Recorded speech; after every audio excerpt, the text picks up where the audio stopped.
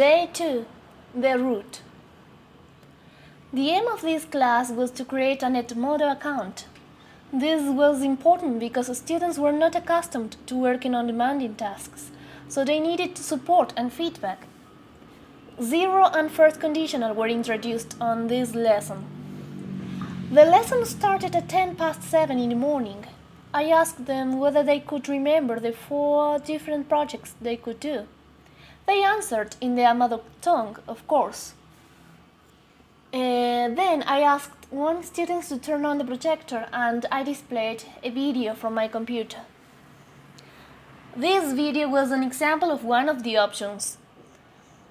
This project consisted on changing the lyrics of a song and singing a karaoke version using environmental vocabulary and the structures that they were going to learn in my lessons.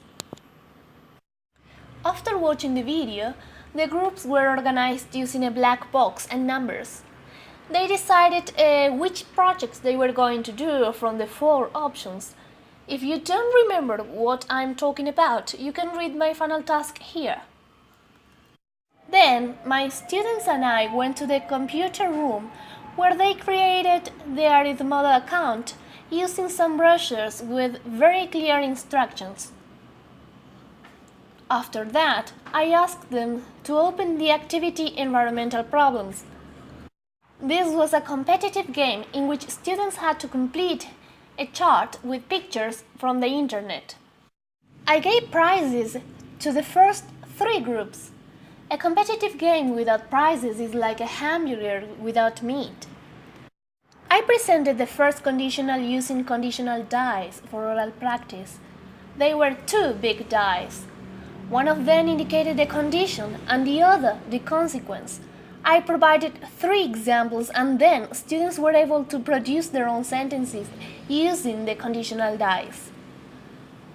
Some students volunteered and read their own sentences. After practicing the new structures, students were asked to complete the activity on Edmodo. I monitored and wrote some notes on my T-journal. My T-journal is a complete mess that only I understand. However, there you have a picture. Finally, I asked my students how they felt. I used the mother tongue. They answered that they were uncomfortable because they were talking in English all the time.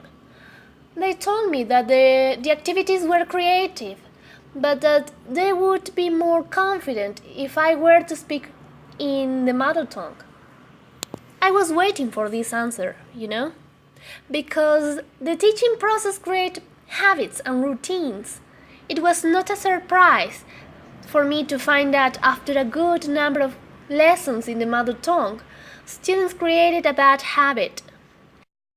A great monster that was going to be a great obstacle for my final task, or my heroic tale.